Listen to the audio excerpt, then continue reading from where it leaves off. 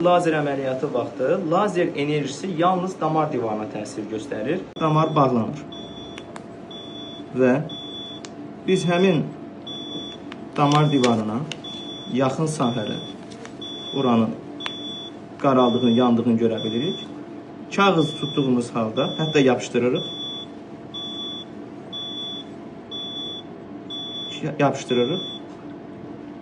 Sadəcə qanın izi var. Yəni, hər hansı bir yanıq yoxdur. Çünki damar divarından kənara çıxmır. Lazeri buna büküb sınaq edirik. Və bükdüyümüz zaman isə artıq yandığını görə bilirsiniz. Amma bu yandırır. Amma bu damar divarında biz bunu müşahidə etmədik. Çünki lazer enerjisi damar divarından kənara çıxmır.